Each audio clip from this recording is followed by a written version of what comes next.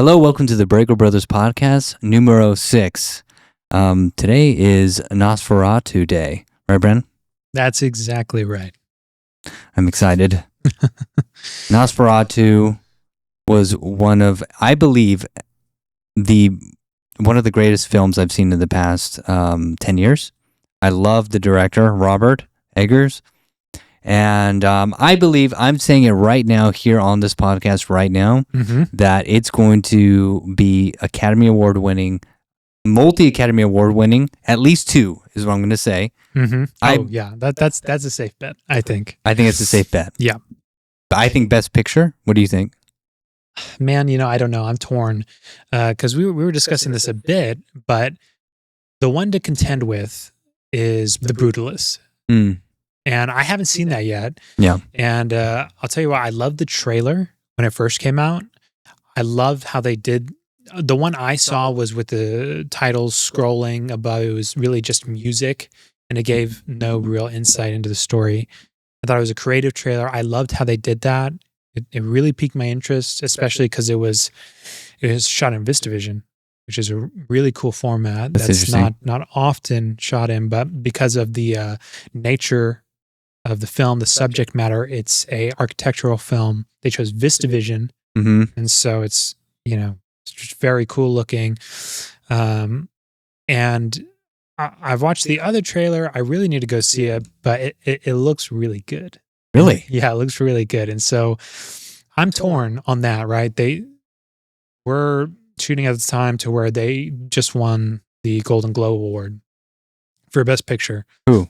The Brutalist. Oh. Yeah. And so in the past, right, what we were discussing is sometimes they'll give the Golden Globe to one and the Academy Award to another if there are 2 great contenders. I mean, that's, sometimes that's how it's felt, right? But it's man, it looks like it's really going to be tough to say because The Brutalist looks so good. And again, I mean, I've just seen the trailer, but Adrian Brody in that trailer looks. Oh, well, I love Adrian. Dude, he looks like, this is the best performance that he's done, which says a lot. Really? That's what it looks to me. I mean, dude, it's that feeling I get with, I never remember how to pronounce his name. Is it Cillian Murphy? Yeah. Yeah. Cillian Murphy in Oppenheimer. Everyone was excited for that because he's a tremendous actor. It's like, boom, his time to shine. He's got a big lead role. And I felt good about that. I was like, oh, that's fun. But I feel even more so about Adrian Brody in this role. It gives me feelings of like Heath Ledger in The Joker. Whoa. It's so juicy. I just want to watch him on screen. I just want to sit there and enjoy him because it feels so captivating. Interesting. It looks really good. So I'm definitely going to see it. Definitely going to see it. Well, yeah, I mean, definitely going to see it. I've been right on my predictions. Every time I've made a prediction, I've been correct about Best Picture. Every time. This will be a good one if you get right. Especially Moonlight. I think, didn't I tell you what? It was crazy and I remember seeing it at one of our first houses way back when Moonlight came out. Yeah. And I told you, I was like, dude, this is going to win Best Picture. And it was early. It was early too. It was like when it first came out. Yeah. And people weren't even really talking about it that much. But I just knew in the depths of my soul, I was like, this is going to win Best Picture. There's nothing like it. There's nothing been like it. Yeah, because I didn't even see that in theaters. Yeah, Moonlight. I was floored when I first saw Moonlight, and I still absolutely love Moonlight. That's how you know it was one of the greatest pictures. So, yeah, I'm interested to see The Brutalist. I think The Brutalist is going to be really cool to see. I just have to watch the trailer. I think. But let's talk about Nosferatu because there is so much to dive into there. I'm just like, I'm absolutely ecstatic about it. I'm so nosed out, if I could say. Yeah. Right now. Well, let me ask you this. Egged out. Because this is a movie that has so many things going for it. Mm-hmm. So much of it is done so well. What do you think is the one thing that stands out in Nosferatu, if you had to pick something? It had to be Bill Skarsgård. Really? Yeah, I would say so. Wow, I would say so. Oh well, no. Well, Lily Depp. Honestly, I mean, I'm. It's hard to choose. It's really hard to choose, man. I mean, like, because there's in the beginning of the film, Lily was like, and I was watching her under a microscope because it's like Johnny Depp. Johnny Depp's my boy. Like Johnny Depp is like my spirit animal. I love Johnny Depp. We grew up watching him. We both love him so much, and we have a big heart for him. And then, of course, his daughter. And I was like, I was rooting for her, and I almost didn't want to see it because I didn't want her to fail in a way, or like, so. But then when I saw some of the images and the photography, I was like, this is going to be incredible, especially with Robert at the helm. And then it started off, and I was like, okay, she's good, and I don't feel any goo. It's just she seems more like kind of like a background character in the beginning a little bit. She's obviously the love interest. Okay, we got this going. Okay, all right. And of course, Nicholas is just, oh my gosh, he's just ravishing. And then when he gets to the castle, spoiler alert, there's spoilers in this a little bit. Yeah. We'll try not to spoil. We're not gonna spoil that much, but yeah. And then that's when things started to turn. When the curse started to really come alive, that's when Lily turned it on. And then I was like, oh my God, like she has it. She has the gift, you know? Oh yeah. She has the freaking gift, man. Yeah. Holy shnikes. Yeah. What are your thoughts? Yeah. I completely agree with Lily Rose Depp. She's amazing. And I haven't seen her in anything else. So I have not kept up with her career up until now. And so it was just my first experience seeing her on screen. The fact that she's Johnny Depp's daughter gives me a lot of faith. Of course. Yes. I'm sure I would have thought she'd be great, but yes. You know how it can be. Sometimes it's not. But, yes, exactly. But yeah, I absolutely fulfilled it. And she was phenomenal all around. Her chops and what she's capable of is totally yet to be seen, because she showed there she's capable of so much. I mean, she can do so much there. She had so much range in just this one performance. It was amazing. And so I can't wait to see what else she does. I mean, her performance was great for me. Everybody's performance in there, I really enjoyed. And I was talking about it too with you afterwards, like, or no, maybe I think it was Hannah I was talking to, that I felt, I felt good after watching it, because there's so many movies that I watch and I shit on, and I feel bad about that. And this makes me feel like a good person, because I loved it. I loved everything about it. You know? Exactly. And so it's if like, there was, let me ask you, if there was one thing you could change. change, what would it be? One thing I could change about Nosferatu? Well, that's tough to say, but without thinking about it too deeply, I would say length. I would make it longer. Such a bad answer. That's a great answer. It's a terrible answer, because I'd like to see more of the lore. Yeah. That's something that I think modern movies, I just feel all across the board, just give me more of it. I'm here. If it's a great movie, give me more. I'm cool with that. Especially if you spend time, take your time with the lore. If I were to critique anything going into that a bit more, it's that it was paced like a modern movie, and horror, and so it was kind of a little quick. Things didn't sit super long, And so you weren't, it didn't meander, and in some parts it's like, okay, let's meander a little bit. Let's play around. Let's, like, man, it's, and I get it. This is a blockbuster movie.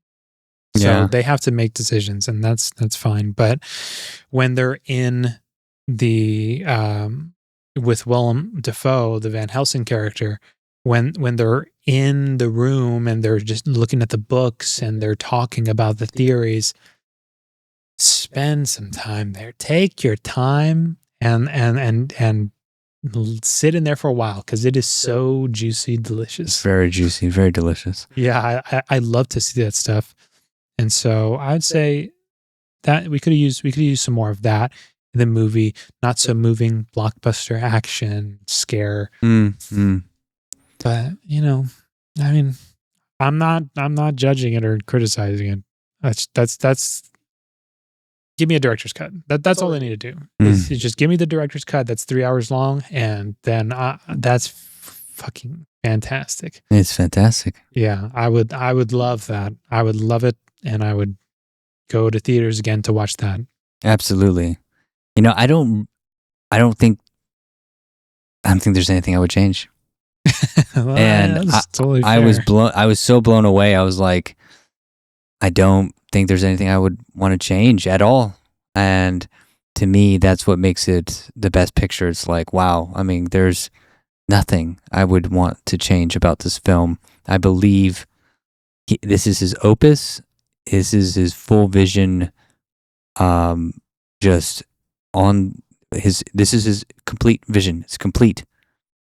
And he is at such a high level to where I don't, and very few filmmakers could really make us feel that way, make me feel that way at least.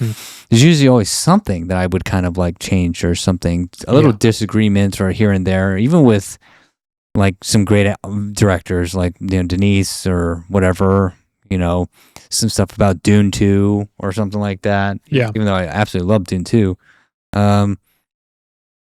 I can at least contend, in some thought process, but not with this film. I felt whole, felt complete, and I was like, yeah, this is going to be one of the greatest films of all time, I would say. It's going to be in the AFI top 100, probably even top 20, top 30, in my opinion. Wow. I would say. And I mean, and that's huge praise, because you're going against the juggernauts of, like Chinatown. You know what I mean? Yeah, that one's bold. Yeah, I know, it's pretty bold. But I do believe that it's but how top about this? 30, top 40, top 30, something like that. But in that regard, what do you say about it being a remake?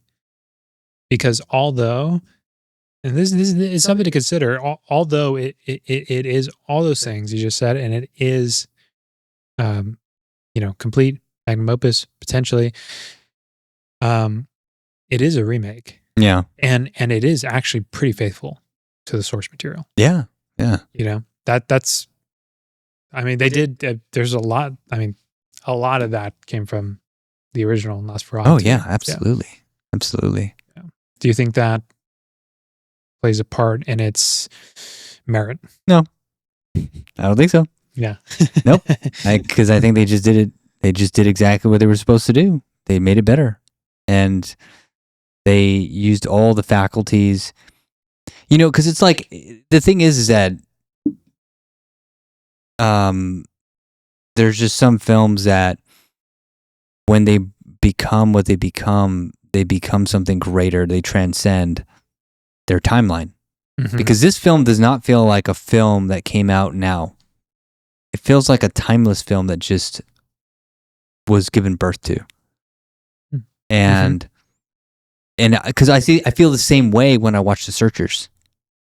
Mm-hmm. You watch The Searchers, that film, it contends with the films now. Yeah. It is such an incredible film. Sure, there's some limitations back then that you can kind of see. You can see it because of like the pacing and maybe in some stuff. But it's so hyper advanced in the aesthetic and feel and so masterful everywhere else that it supersedes anything today. Yeah. Like Citizen Kane's the same way. Yeah, like that's something else, dude. Mm-hmm. That's something else, and that's what I mean. It's like that is like I don't know what that is. It's like it's something that was given birth to outside of time, in my opinion, and that's what makes it something great. It's like it's a diamond on the mantelpiece of great cinema. Mm-hmm. Yeah. Yeah, it definitely is. And something that may play a part in that is that they had been developing it for over a decade. Because this is Nosferatu was going to be Robert Eggers' second film. Wow. Yeah, after The Witch. Ooh. Yeah. That makes sense. Yeah. And so they had been conceptualizing it for a long time. And Robert Eggers said himself, Nosferatu is a holy grail. And he was kind of glad that the film didn't go down on his second attempt because it would be too much. It's not that he wasn't ready. It's just that in order to properly, pay homage to that film the way that he'd want to, a later date would probably be more reasonable. And look, it's his largest budget so far. Yeah. Well, that may not be true, actually. The Northman definitely had a budget. That might have been bigger. I think it was the biggest so far. Are you looking that up? Yeah, I'm gonna look it up real quick. Yeah, that'd be great. I think it's his biggest budget so far, and that is what you work up to. That is what you save up that kind of budget for. Is this kind of a film where it's just material that everybody wants to see, and it has roots, and you can put everything into it. And so it's just incredible that he did it so successfully. Yeah, I mean, and I just looked it up. The budget is actually half of the Northman. Okay, it's 50 million, and the Northman was 90. Okay, and that makes sense. Yeah, so that makes sense. It's like he made it, and I mean, how much the box office of Nosferatu was. Because unfortunately, the box office for the Northman was not good, which is insane. Well, I'm glad because people they're gonna watch the Northman, which is great. After Nosferatu has gained the popularity it has, people are gonna go back and watch those movies. Oh yeah, and they need to give the Northman another shot, man. You remember when we watched that? Yeah, of course. It was in a relatively sparse theater. Yeah, that was that was terrible. And I was looking around like, why isn't everybody here? Like, yes, this is one of the greatest things I've ever seen. It's so amazing. And what's crazy is that it's not like he's a slouch before that. I mean, he made The Lighthouse, for God's sake, man. Yeah. He made The Lighthouse before that, and then The Witch, which actually did very well in the box office. Mm-hmm. Well, yeah. It would have been hard for it not to. I mean, it was pretty low budget. Yeah, but it was still, I think he like 10x his revenue, or his, I don't know how to say that. His budget to box office, because you wouldn't say ROAS, but it's not ad spend. But yeah, his ROI, I guess, something like that. I'm gonna look that up in a second. But the thing is, I had problems with The Witch. I had problems. Really? I did. Yeah, I was tired of seeing. What problems did you have? Yeah. Well, mainly just a story which he fixed in Nosferatu. That's the one. That's what I love. Is that I was tired of always seeing like almost like the villain win or satanic imagery win all the time. Mm-hmm. In The Witch, spoiler alert. In The Witch, essentially everyone fucking dies, which is Mhm. annoying. Everyone dies, except for Anna Taylor-Joy, her character, and she becomes part of a satanic cult and then rises up into the air and all this stuff. Yeah. And it was a very religious group, and it was, in the Puritan era, and, everybody essentially succumbed to the darkness, right? Which is interesting because that's the tagline for Nosferatu. But, succumb to the darkness. But everyone has succumbed to the darkness in that. And at first I was like, okay, hopefully we can have some type of battle or resolution or something. But essentially it was just a movie about them just succumbing to the darkness and losing their minds and losing everything. And that's the movie. And I'm like, it was done so well and so beautifully and so horrifically that it was so interesting and suspenseful and all that good shit. Yeah. But I'm like, but that's not enough. Like, it's like, you're talking strictly story-wise. Yeah, just story-wise. Specifically around the theme of religion Yes. in the movie. Yes, but it's also like the theme around like protagonism versus antagonism. The protagonist versus the antagonist. And it's not just about the antagonist losing. It's about like there was no real possibility for hope. There was no real possibility for the hero to even win. And also, who was even the hero at the end of the day? There was like no hero. Like, it was just like death and destruction the whole time, and despair. Which, I guess you could say with The Lighthouse, it's similar. But at least that had an interesting entailment and entanglement of story related themes. I mean, we could take it one at a time, but that was my problem with The Witch. Yeah. Yeah, that's fair. I mean, it wasn't, I guess the way I look at The Witch is a tale of caution, and Robert Eggers has a lot of myth and fairy tale sort of implementation in his films. He's clearly done that research and that reading. And so that's what it felt like. It felt like The Witch was a fable of caution, to where, like the ones we know in America, Aesop's fables, there's fables that are traditional sort of story arcs where the hero wins and happily ever after, and there's ones where the cat dies and that don't do that. Right. Don't do what the cat did. Yeah. And that's kind of what The Witch felt like. Which, and I think in a way it's not as comprehensive of a story as Nosferatu was. Nosferatu was a full character arc story. Really, I think, and the maybe payoff bridged the gap. Right, exactly. Nosferatu, like, it bridged the gap. Like, it had plenty of cautionary, right? But it was almost more complete. It wasn't a happy ending. Huh? It wasn't a happy ending.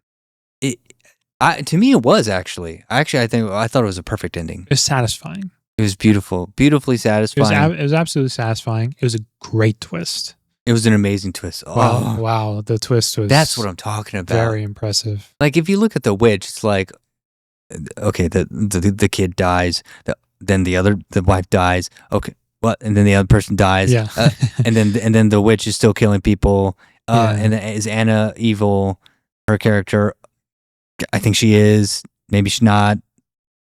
Okay, then she, it's like, and then everybody dies, and then I guess she becomes she's a satanic witch and takes over. Okay, got it. I'm like, the end.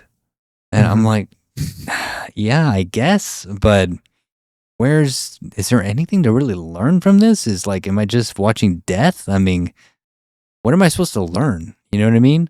Is there anything for me to take away from this? That's where it kind of felt empty at the end.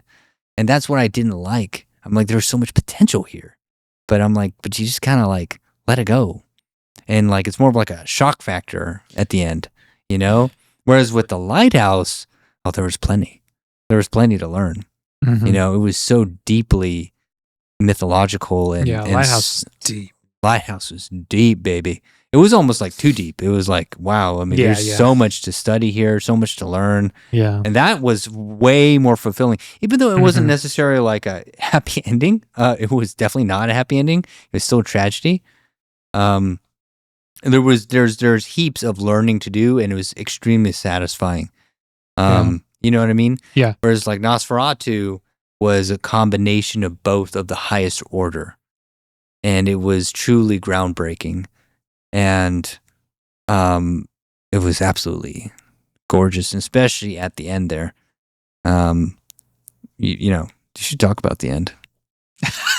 No, we don't have to talk about the end. Why not? Let's talk about the end, baby. It's still relatively fresh.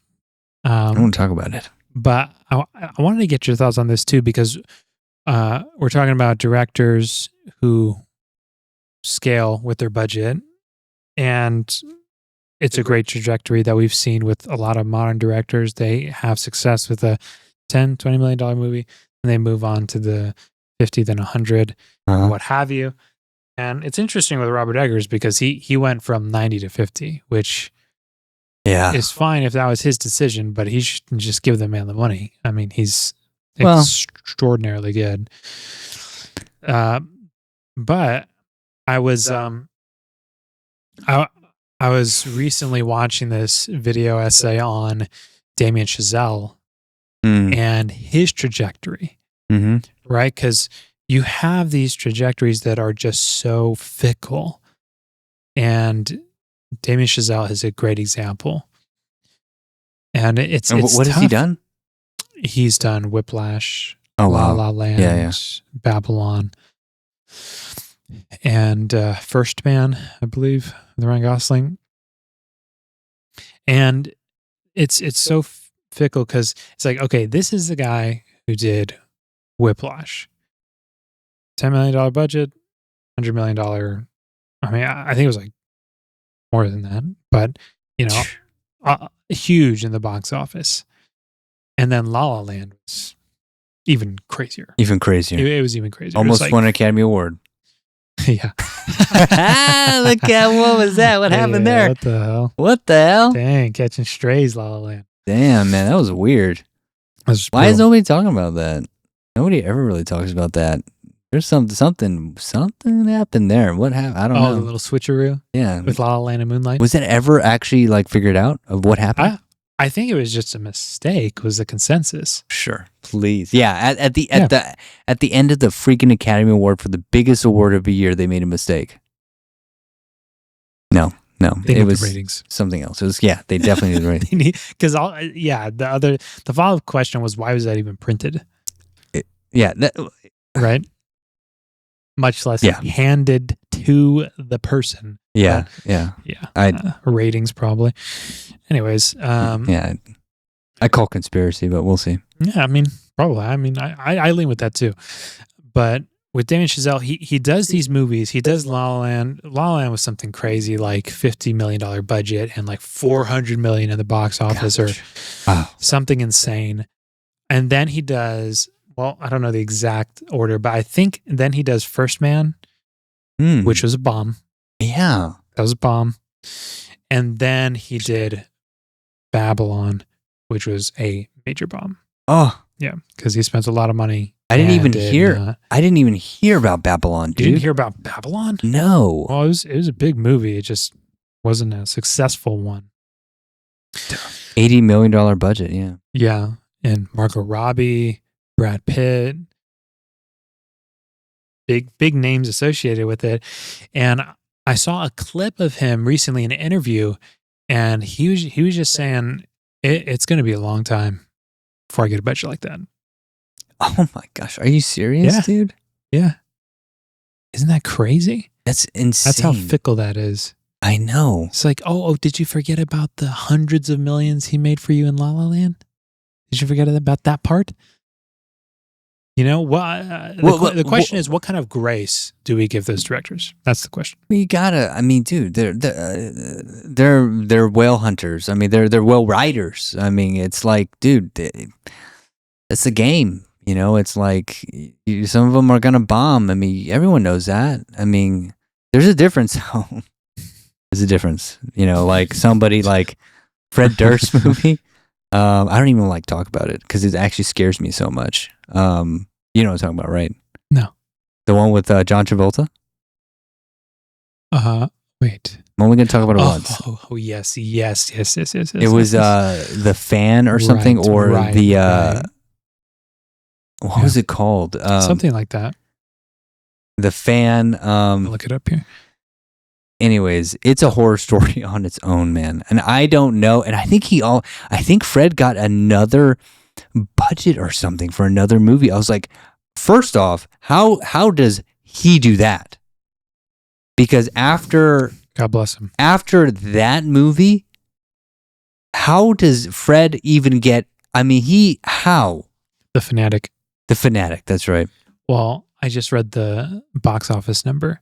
Do you want to know what it is? I know what it is. Oh, you do know what it is? Yes, I know. Okay. It's around $3,000. Yeah. That's nothing. And now, granted, I think it was during COVID time, right? So the release was probably very, very limited. So it's probably just double check that. That honestly scares me, man. That scares me. That's like that's a horror in its own. That is so frightening. This is around COVID times. It had multiple high profile actors. It wasn't just John Travolta, which John should be almost enough. Yeah. You know? Yeah. I mean, more than $3,500. Yeah. He should generate more than that. That is scary, dude. And that should scare a lot of people. Yeah. Is of how fickle even celebrity stardom is of like, look, people aren't fucking around anymore. It's like, it better be a great story. It better be great, because now it's like the celebrities they're like an amplifier, but they are not always the reason. Mm-hmm. Except for maybe rare exceptions like Ariana Grande. You know what I mean? But she's also not an actress. She's like an icon. She's an icon, so it's a little different. Yeah, you know? And she's very relevant. Yeah, she's super relevant on top of that. Yeah, that's why Lily Rose Depp was so good. She is perfect. She was amazing. I mean, look, everybody wants to see. Everybody wants to say, "Oh, is she as good as her dad?" Well, she's on the right track. She is on the right track. Yeah, I mean, very. In my opinion, I'm gonna look. If she continues like this, if she even makes one other film like this, of her of that quality of acting, like, she's gonna be one of the greatest actresses of all time, in my opinion. Well, in my opinion. Well, give her 15, 20 years. She could be, is what you're saying. She definitely could be. Well, look, that performance. No, she's going to need a career of great films to rank. That performance was already a supernova in her own acting career. It's a supernova, you know. So all she has to do is just pick great films now. Well, if we look back, and it's the height of her career in terms of performance, she shouldn't be ashamed. Well, hell, no. Yeah. Absolutely not. It's tremendous. So, absolutely not. I mean, 99% of people never achieve that level of acting. Yeah. And I was looking at that with Florence Pugh, because she was talking about her Midsommar performance. Yeah. And I was just reading an article about it, and she was saying, I don't know if I could do that again. Oh, wow. I don't know if those are her words exactly, but she was saying that I went through so much pain and suffering for that role. I don't know if that's, if I can do that again. I don't know if I'm willing to put myself through that again. Yeah, it's fair enough. And you know what? It's a little sad, right? Yeah. But hey, I mean, I get it. I can, or I don't get it, but I can understand how someone could come to that. Yeah. Because I mean, hey, man, that was amazing. What she did in that film was absolutely incredible. Yeah. And if that's her career highlight, her career high, then she should feel very proud about that. She should feel very proud of that. She was an amazing performance. Yeah. It was an amazing performance for her. Yes, it was. But to me, there's a stark difference between that performance and Lily Rose. In what way? That it was just better all around. Mm. I just think that. I mean, I rank that performance up there with some of the greatest actresses' performances as well. Meryl Streep, performances that Meryl Streep has done, performances that like. Look, and here's the other thing. Mm-hmm. Johnny Depp's never won. Wait, has he won an Academy Award? I don't believe he has. Probably for supporting, but I don't know. I don't believe he's Best ever Actor. won an Academy Award. Ever won an Academy Award? He has to have for Best Supporting. But Best Actor, I don't know. And He's never won. anything? No. Oh, wow. That's interesting. I don't think he's never won. That's right. He's never won an Oscar. And this would be absolutely insane. And I feel it deep in my bones. Lily is going to win an Oscar. She's going to win. She's going to win. Oh, yeah. She's going to win. I mean, I don't know who else is out there right now. But The Brutalist, that's the thing. The Brutalist is Adrian Brody. And he's on the screen for like 3 hours. So yeah, that's going to be tough. That's gonna be tough. He may win best. Well, I need to see it. So, but I know. Yeah. You know, from what it sounds like, okay, he may win best actor. Yeah. Lily is probably going to win best. Definitely, she should. I see the Bruce Adrian Brody. The actress, I'm sure she's good, but it's Adrian Brody's film. That's his film. Yeah. This Nosferatu is more Lily Rose Depp's film. It really is. It is, right? Oh yeah, 100%. Yeah, so no doubt. I mean, and Bill Skarsgård, of course. He was a force of nature in that film. He's unbelievable. But it's still, you know. It's definitely not Nicholas, you know. I mean, like Nicholas. No. I'm not saying that. I just don't know if it beats out an Adrian Brody. Yeah, it's tough. I haven't seen it, but well, just in theory. Let's just say in theory, Lily wins supporting. Adrian wins. Oh, she wins Best Actress. I'm sorry, Best Actress. Yeah. He wins Best Actor, and then Best Picture is gonna be Nosferatu. Yeah. I gotta see The Brutalist, but it's Yeah, I would say possible. so. But I'm excited for Lily, man. I am so stoked. It's been honestly like I haven't really. One, I say this about all actors. Really, there's only a few actors right now that really get my goat. And there's really not that many female actresses for some reason. Like they're just, it's just. But for her, I'm like a hawk. I'm like, what are you doing now? You know what I mean? I'm so excited for you. She showed so much just high level acting that I think I haven't seen, unfortunately, in a female actress in a long time. You know, and male actors too. But I can't really think of anything close to that in the past 10 years. Can you? From female actresses? Yeah. I guess Midsummer, now that you bring that up. Midsummer is a good example. But I don't necessarily agree with that, with Florence Pugh and Lily Rose Depp in terms of their performance. Mm-hmm. I think they're very comparable. And I don't know. I don't know who I lean towards there. I actually kind of lean towards Florence Pugh. That's crazy. I would not. Definitely not. It's just a taste thing, but I guess Florence, but who really else good. other than them two? Well, I don't know. I'd have to in the past 10 years. There's a lot of film there. I'd have a lot of film. Yeah, I'd have to think through the performances, look through the best actresses, kind of see what we got. Yeah, because there's been great performances. There has, but I'm saying I'm talking like earth-shattering performances. You know what I mean? Yeah, I'd have to look through, honestly. Yeah, nothing's screaming at me. Yeah, that's my problem. You know what I mean? Mm-hmm. Maybe Anna Taylor-Joy, you know, with the Queen's Gambit. I thought was in TV. Yeah, but it's like not something else that she's done. Well, if we're talking about TV, 11. Oh yeah. Millie. Yeah, she's been fantastic. I mean, it's tremendous, man. She has been tremendous, without a doubt. Yeah. it's just like, but when it comes to like acting like that, just that was film, Yeah, I mean, it's just a different conversation. gosh, like she just takes the cake.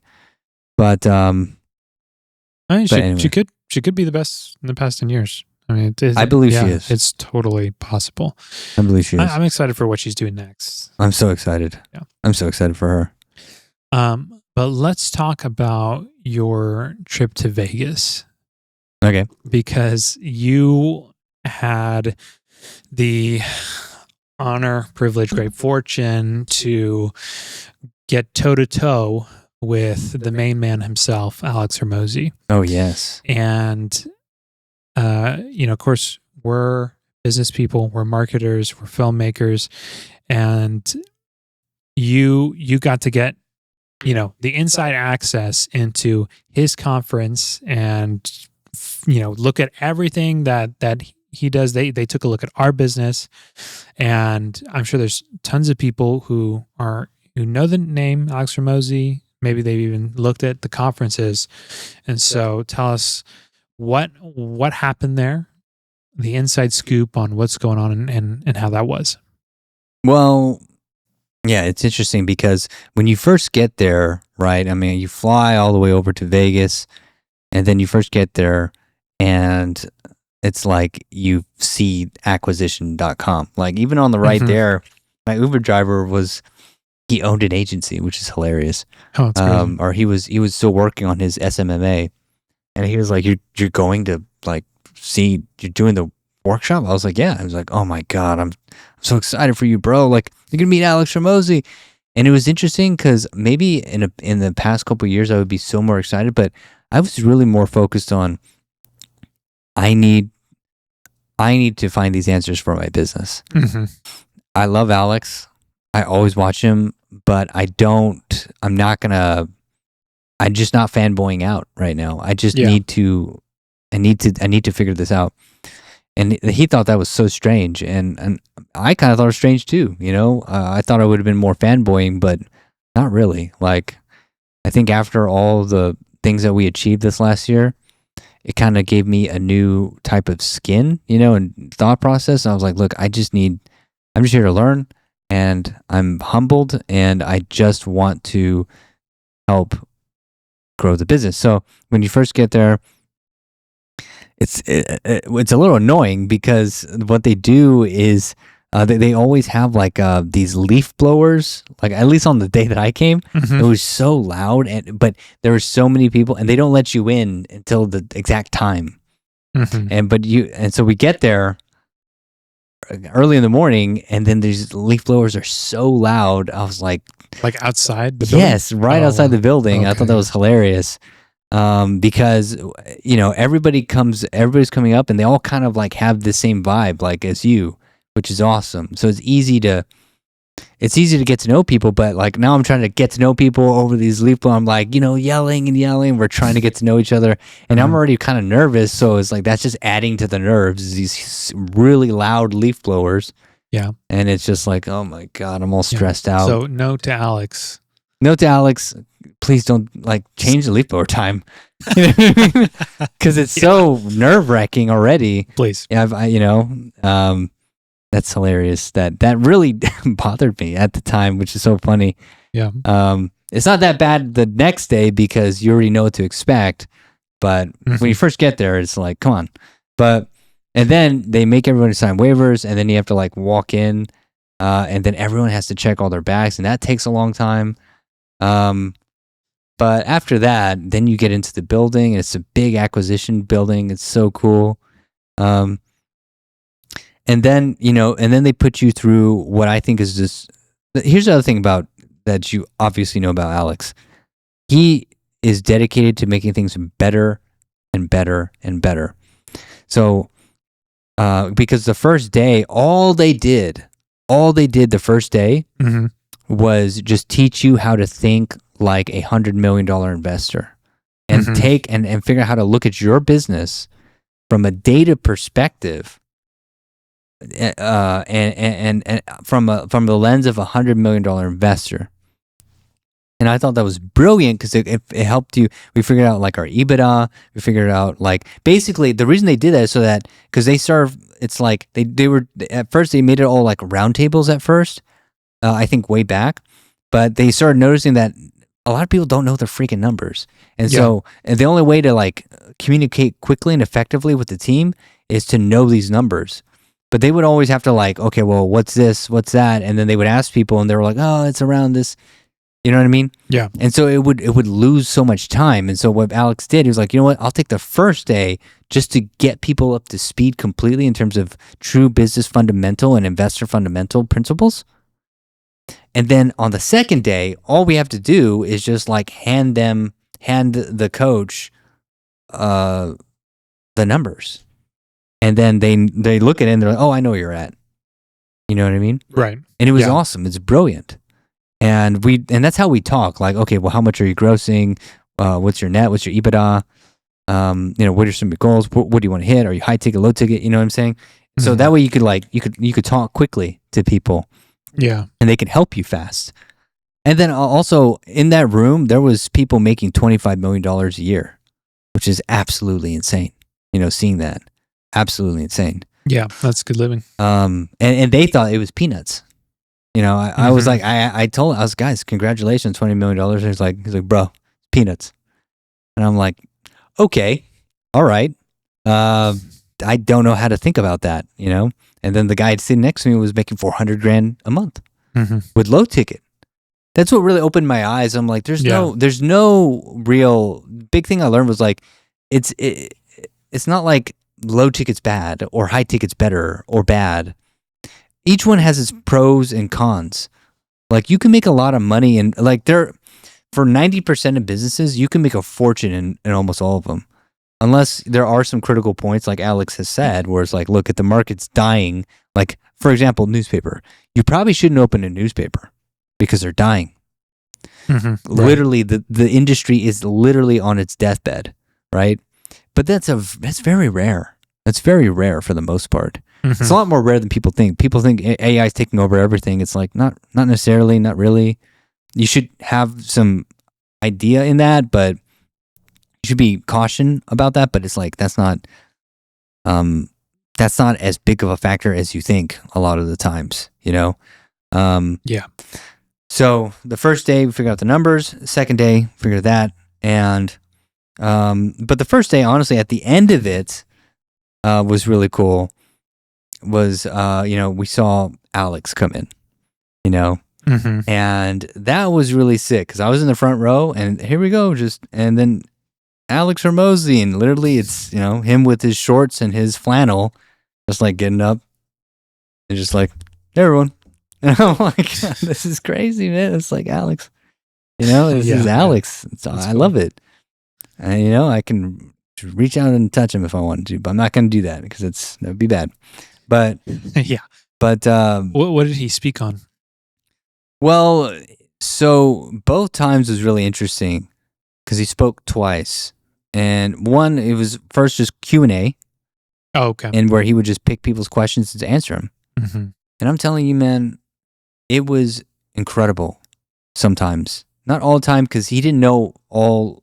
It's tough for him to answer some questions because he doesn't know all the facts, and so he doesn't want to give people wrong information. Mm-hmm. But there was a couple times where a woman, I could tell she was ruminating over this question for like months, mm-hmm. and he was so adept. He answered it in like 30 seconds, and I'm like, man, what is that?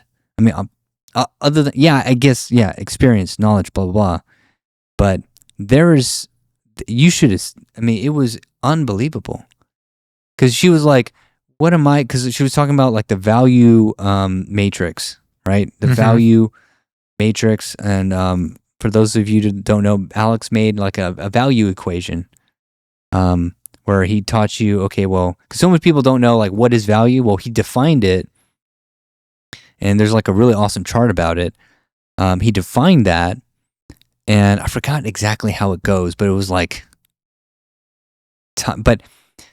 but she was like, I sell books and like but like I sell like children's books, and what value am I giving? Like I don't know what I'm giving these children's books. I mean, and then he was like, oh, sure you are. You're giving the value of entertainment. You're giving the value of escaping, right? And he also says something really powerful after that. I just can't remember, but it encapsulated it so neatly, and he put it in the value equation. He's like, that's the value that you're giving. And she was like, and I could tell she was like putting it in her head and thinking about it. And she was going to ask another question, but then it just kind of kept going in her mind. She was like, thank you. Yeah. And I was like, and she was like, I don't have any more questions. That answered it. And I was like, he was like, you're welcome. Then he looked at another question. I was like, that, I wish I would have talked to her, because I could tell that was like a really deep question to her, and something she had been really struggling with.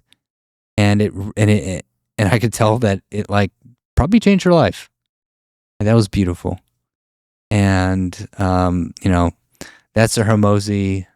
That's the power of Hormozi. I mean, yeah, it's awesome. the Hormozi effect.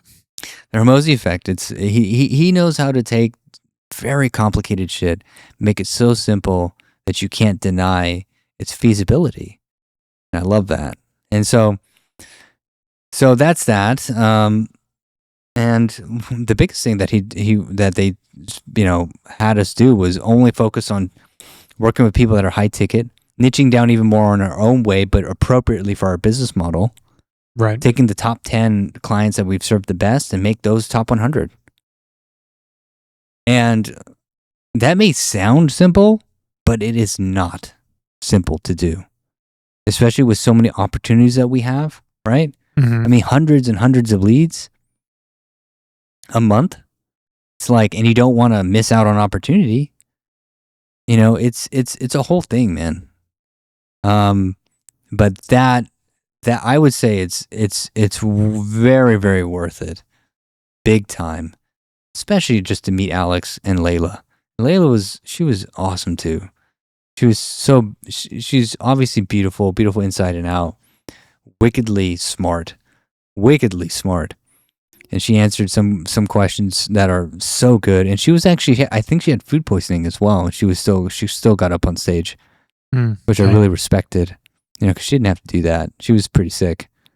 And I think she even posted a workout picture after. And I was like, damn, man, this woman is on another level. She's like, she's so, I think she's definitely inspiration to everybody, especially women, which is really cool. But yeah, and then the next day you just go roundtable to roundtable, or the teachers rotate, or the coaches, the coaches are just their own, the heads of the departments, Yeah. And the head of marketing, the head of, and it was just awesome being able to ask them anything, and they spent a lot of time, and they really tried to help. Yeah. And of course, just be prepared to be upsold. Yeah. Of course, just be prepared, and also it's like, yeah, no shit. Like, that's why you're going. I mean, if they feel they can help you, they're going to try to help you. Yeah, So, exactly. Yeah. Well, yeah, because going back to the big insight that was made, we, before we had served multiple niches. We still serve multiple niches, but also multiple different scale of business. Low ticket, e-commerce, high ticket, what have you, service-based product.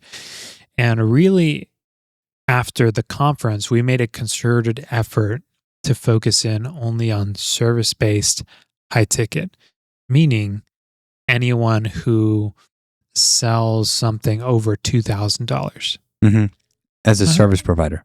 Yeah, as a service provider, and yeah, that's made a big difference in our sales and marketing, and it's really affected everything, because that's what's so interesting about those types of conferences, is that maybe when you're younger, you go with the hopes that this is going to fix everything, but as you go to more, as you just go older and gain more experience in business and in life and what have you, you're looking for the few things, the couple of things, that little nugget that you're going to take into the business that's going to ripple down and change everything. And for us, that's definitely what it's been, because it's one thing that affects everything. By going after high ticket only and sales, it does a couple of really big things. One, in our marketing, that's who we target. So that changes our marketing, that changes our sales. That's who we're talking to, that we're disqualifying everybody else. Yes. And then, but two, it allows us to better serve those people on the fulfillment side, right? Because it coincides. It's also those are the people we've had the most success with. So it only makes sense that that's who we serve more of. And we have had we have had great success, and recently clients too who are high ticket and they have success, and we have better answers for those people in marketing and sales, and we can just we know so much about it that we're really able to help them. And that's been, and we got that from that conference. I mean, we really nailed that down because of that trip to Vegas. Mm-hmm. So that's been a really cool aspect of the business in the past several months, working in that dynamic, you know? Well, yes. I mean, but also, I want to get your thoughts, because I feel like the business, like, because here's the thing, we were growing rapidly, but it's almost like there were holes in the ship in a way. And look, you're going to face that. Any business that grows hyper rapidly is going to break a little bit its first time around, right? Mm-hmm. And to me, like, because we were taking on so much and there's so much nuance to so many different things, we had to learn so many. And we were talking to Charlie about it. It was like, it makes it 10 times harder on our marketing on marketing fulfillment. And I feel like, I truly feel like in the business right now, I like the churn has slowed down to almost non-existent. We've repaired the fulfillment. Repaired the holes in the ship, essentially, to where now it's like hardened.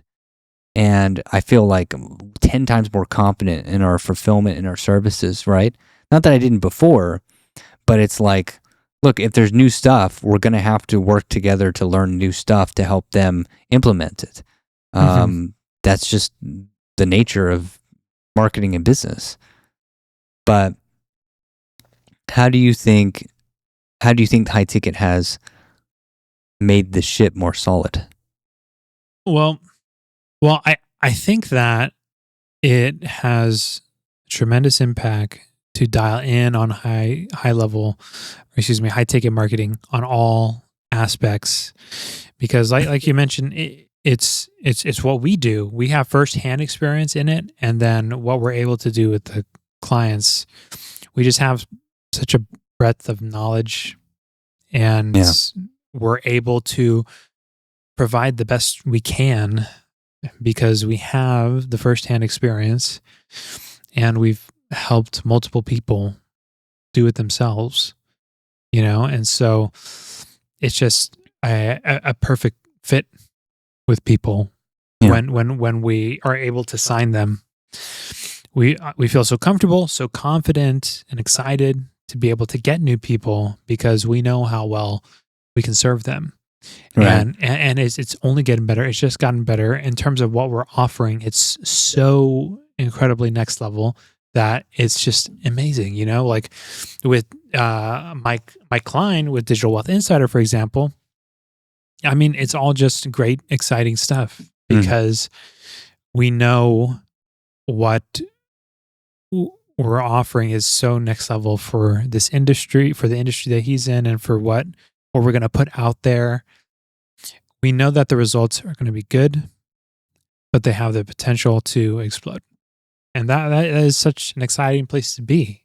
And for a business like us, like if we look at our competition, I feel like nobody else is to this degree. No way. No way. That's why we're going to raise our nobody does that. prices. But shut up.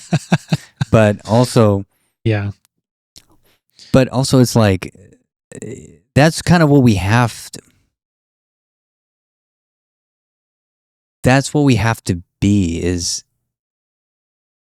if people really and we're, of course, we want people to understand the breadth of our program, how really next level it is, because it's like you.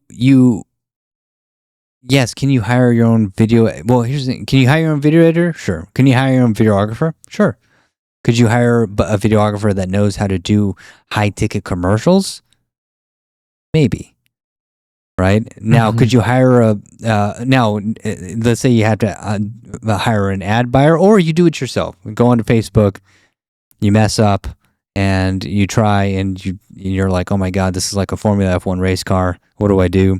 You look up some YouTube videos and you're like, I don't know what I'm doing. And maybe you push through, you spend hours and hours and hours and hours on it. And then you do all that and then you still fumble. Like, that's at least going to be $6,000. At least, if you were trying to do it really cheap, at that point, you're at least out $6,000. That's not including ad spend, right? Mm-hmm. And then what about the time that you spent in trying to figure all this out? The time you spent on trying to find the right person. And what if the videographer sucks? What if the video sucks? What if the ad sucks? Yeah. Also, what about the hook, story, the offer? What about, okay, now before you even do the video, you need to make sure that you're doing a great hook, a great story, a great offer.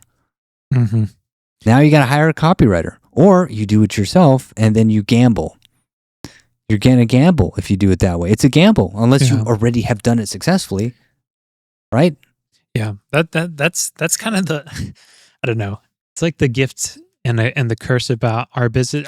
It's kind of the fun part about our business is that the video, the expectation is that it's going to be great. It's not really, I mean, some people are blown away by it. Some people really love it, but honestly, that's the expectation. It's gonna be a really good video. That's not even the concern. The focus is on how much can we convert and purpose it for the business. Yeah, which is great because it's like the work we do in video and in film. It's like the unsung hero of this business, because, and look, we're working with businesses.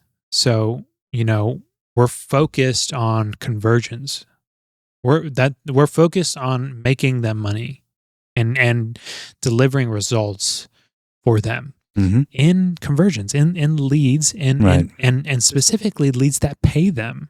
Because even getting the leads isn't enough for our clients. Like we follow up and make sure that they get paid, Yeah. And so but the video itself, I mean, it's just years and years of education, technological innovation, and implementation into this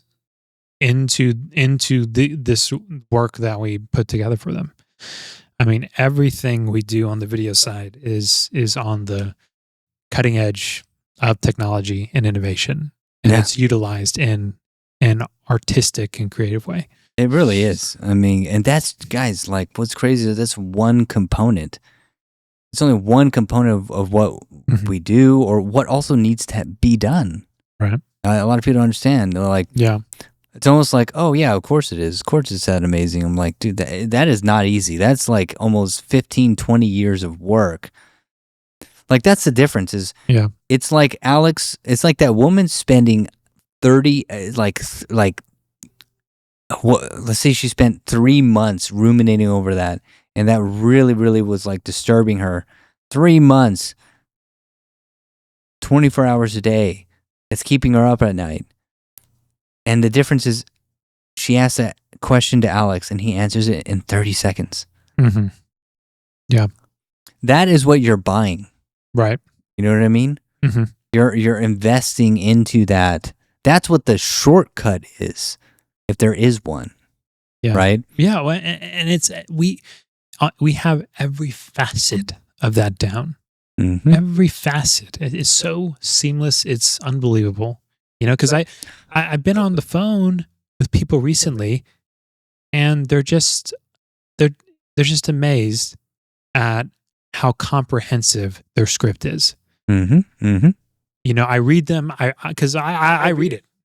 You know, we write the script, and then I read it to them to show them the presentation, to show them this is what I'm thinking. This is how I want it to feel, and I want you to hear your story. You know, and you get people in awe and like, wow, that incredible. That's exactly wow. How could this not work? And you get people who, you know, get emotional. Yeah. You know, like I was just on the phone with one of our clients.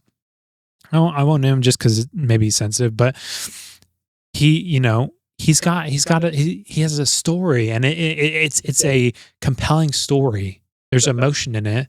There's serious subject matter in it. You know, he lost a friend, and it's written into the script does justice to the story. It's not sensationalizing it. It's not you know, doing this or that.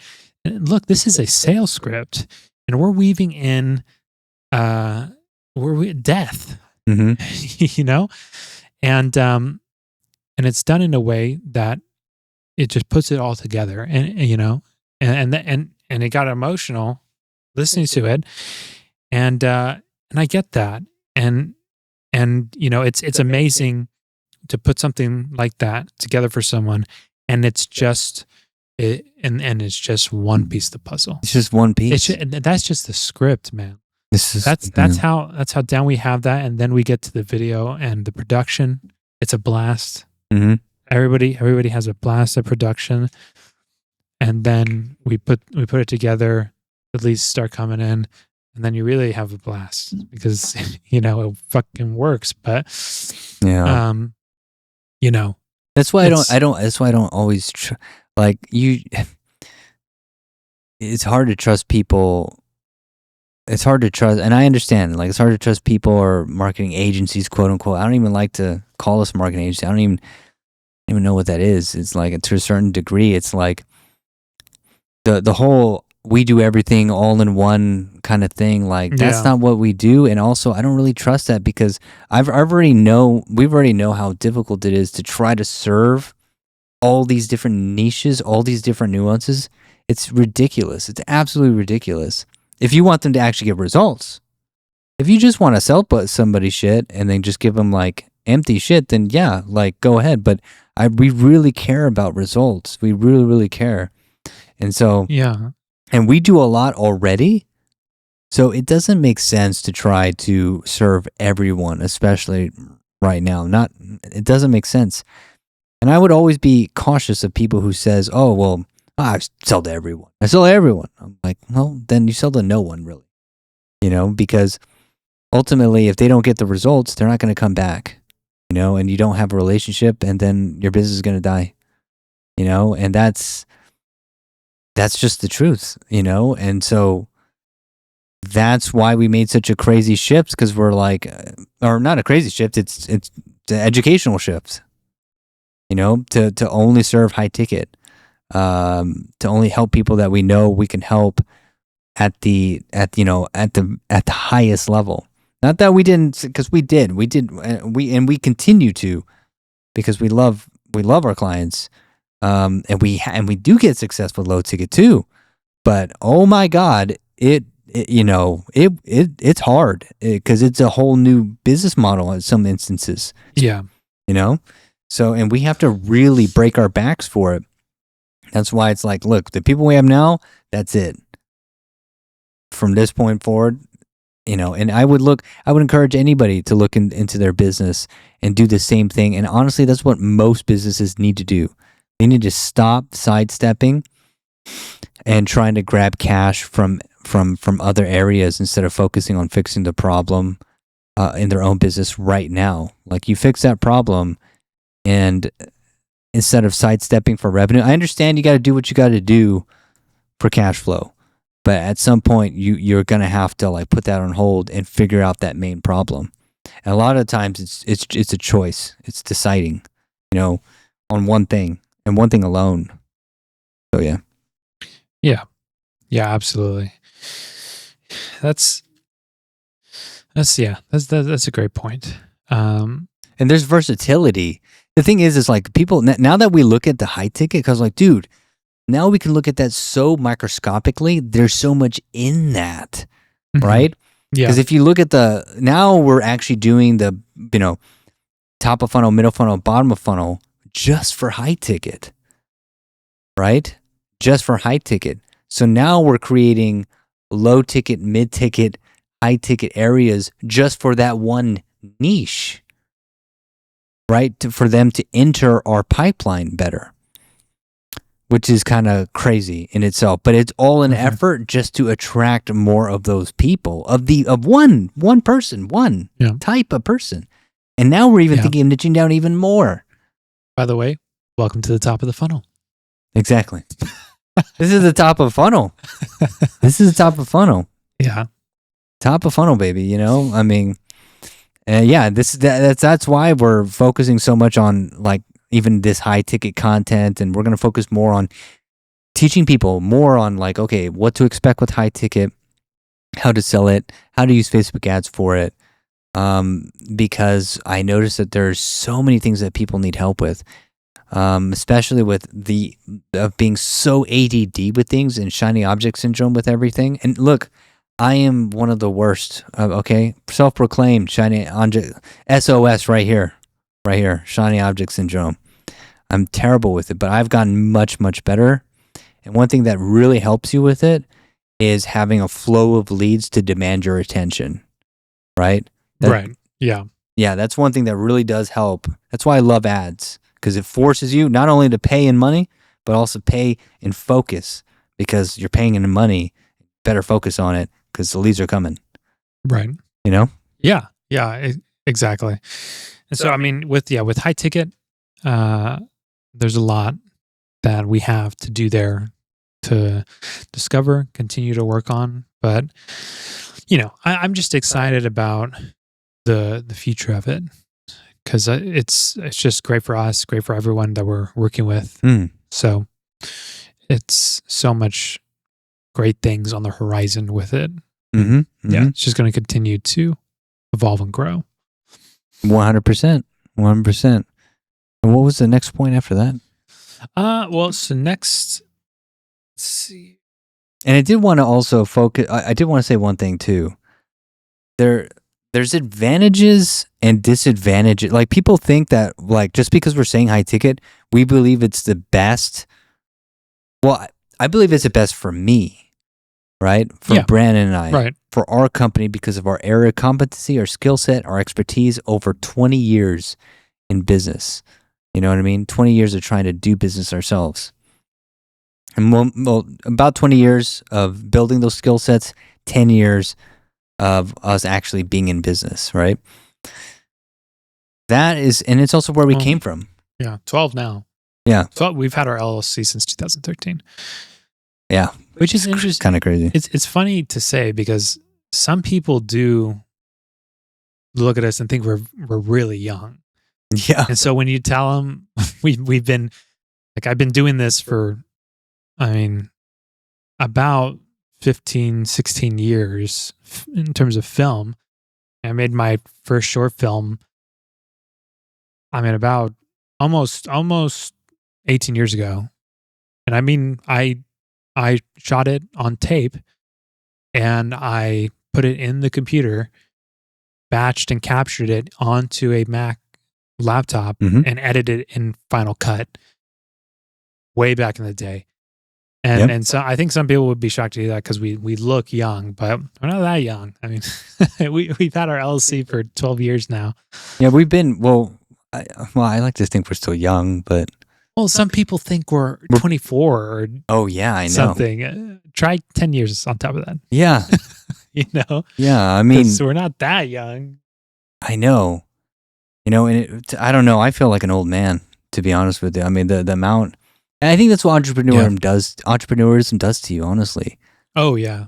You grow up quick. You grow up so fast. Your mind grows so rapidly. Mm-hmm.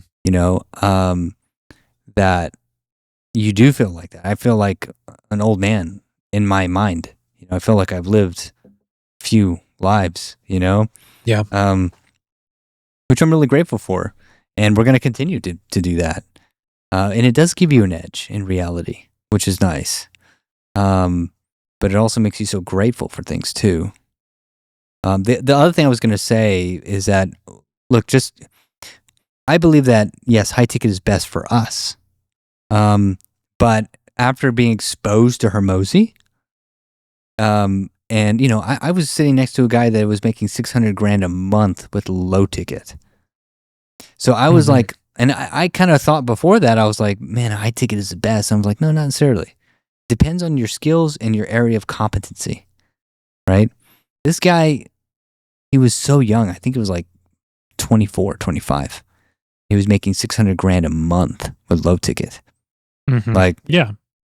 It was amazing. So to me, I was like, look, no, you just have to, it depends on which game you understand and which one, it's just a different game. Low ticket's a different game. Yeah. High ticket's a different game. We just are very good at the high ticket game, Yeah. It's just finding your niche in there. Yeah. And there's pros and advantages to each one. Like a lot of times, high tickets, it's great if you want fast cash. It's going to be faster than low ticket, fast cash and higher net, right? But a lot of the times, I would say more often, because with low ticket, you're going to usually way more risk.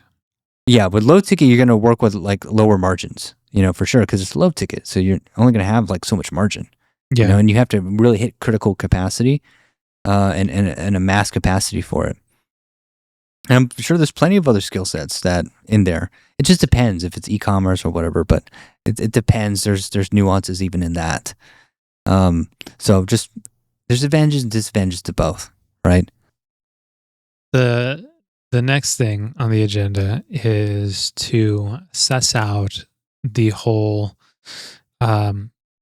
megalopolis ordeal. Sheesh. I have another business thing for us after this, but in terms of megaflopolis.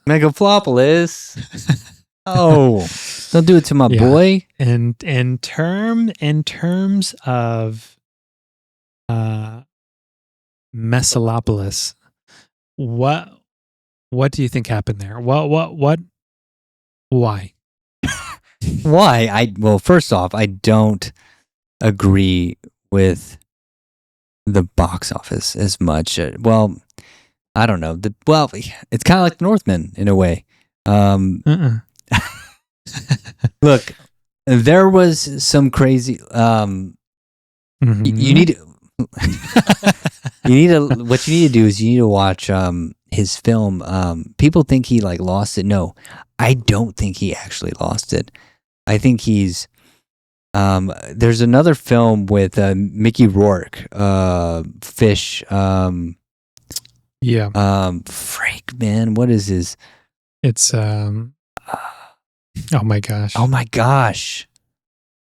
Rumblefish. Yes, I just watched that. I can't believe I just watched that, and it was absolutely amazing and terrible in some ways, and it was just all over the place, man.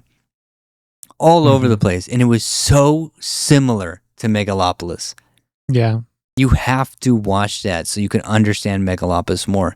Because now that I've seen Rumblefish, I want to see Megalopolis again. And personally, I feel like it also needs a director's cut because I think it kind of got a little bit of a Kingdom of Heaven treatment. Oh, give me a... Come on. I'm serious. Gosh, dude. I'm serious. You got to watch Rumblefish. I will watch it. You will see the truth. You're talking about a young man in his prime I'm saying I'm gonna say right now. I think he can. I still think he's in actors. his prime. Francis Ford Coppola. Yeah, Yeah. I do. I think he's lost the grip. No, he hasn't. You hush Yeah, your mouth. absolutely. You hush. No. And you see what he's been saying and all this, and it's just, What have you been saying? just defending the film. As he should. Yeah. Yeah. No. What is he saying? Well, he's standing behind it. He's standing behind the film is that, perhaps it's not understood yet. Give the people time. Exactly. They'll come around. Yes, I agree with him. I do think he needs a director's cut. No way. There's no way. I think so. Yes, after seeing Rumblefish, yes. By the way, I love being on this side of the table. I feel comfy cozy on this side of the table. Where you're at, it is cold and desolate, my man. Baby, I'm used to it. All right, so the time stopping, give it to me. Time stopping. Yeah. What do you mean? Why? Why? Why not? Yeah. That seems about as deep as he went there. That's a good answer. That's about exactly as deep as he went. No. So yeah. No. Go ahead.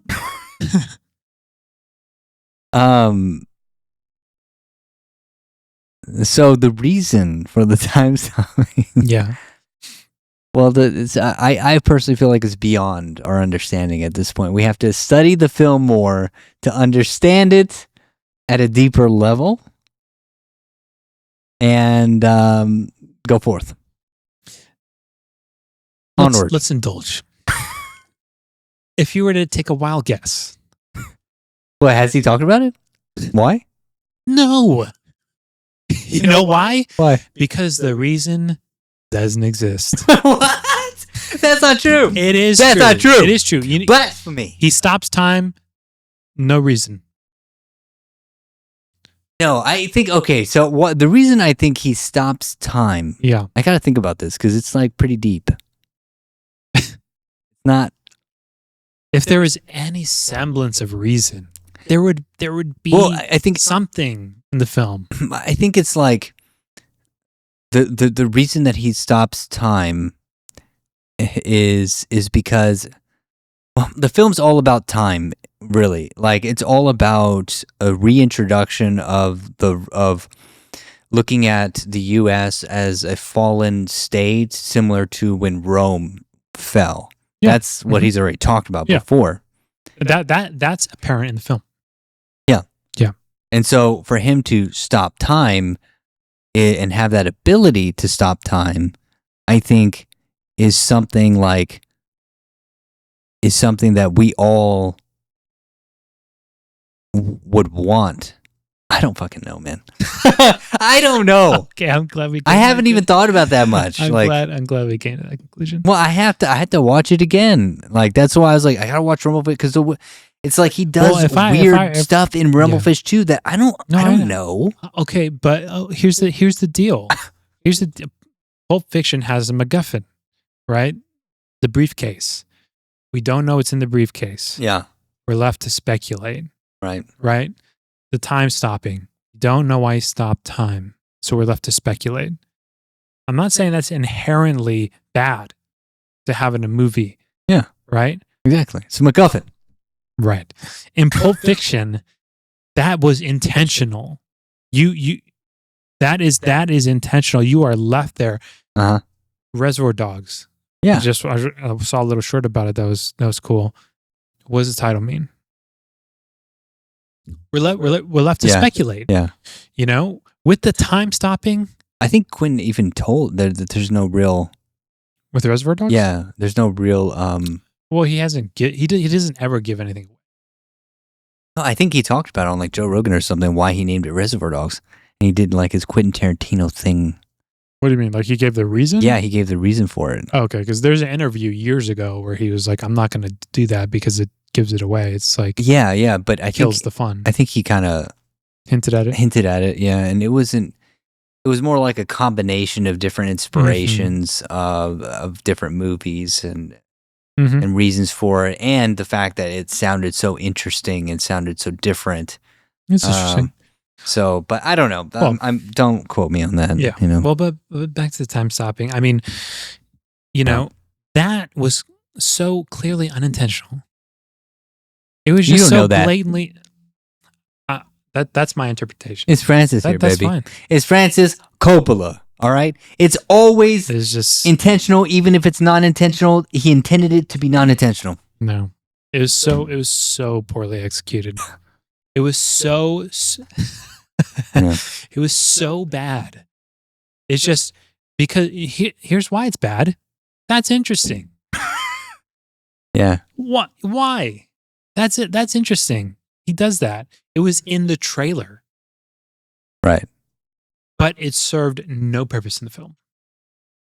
It serves some There was purpose. There was no purpose to it. There was no good. There was no bad. He lost it. Doesn't matter.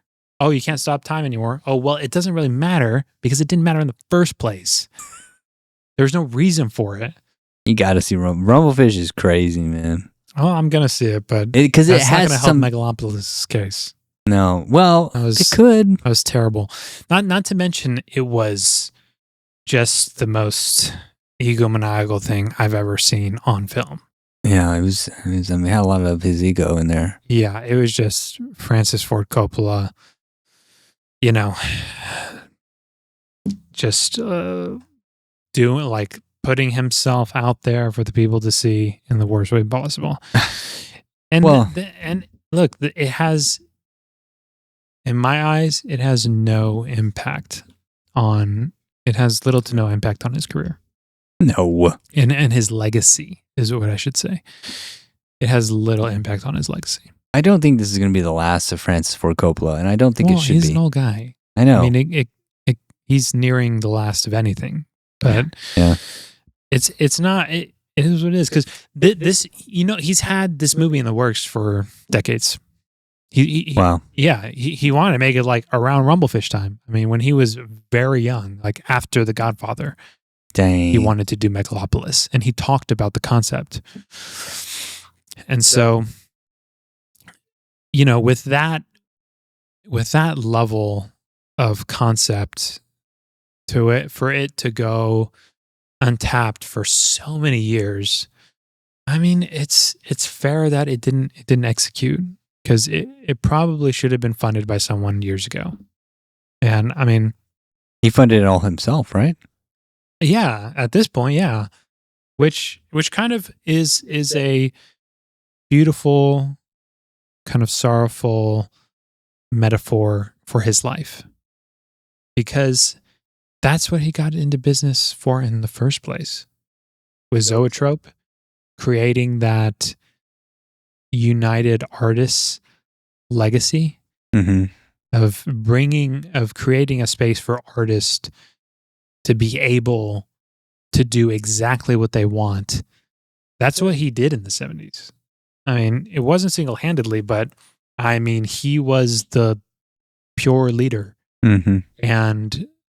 and he was rebellious, extremely strong-willed to be able to build something like that at that time, and paved the way for a lot of artists to reach greatness. George Lucas being one of them. Yeah. He set the example for him to have a career. And so it's tragic that, having done that, it's almost kind of thankless at the end of his career, because lo and behold, he can't get people to support his own vision while he supported so many. Yeah. Gosh, that is so sad. This is Francis Ford Coppola we're talking about. I mean, yeah. One of the greatest filmmakers ever. Yeah. Made arguably the greatest film of all time. I don't even know how to think about that.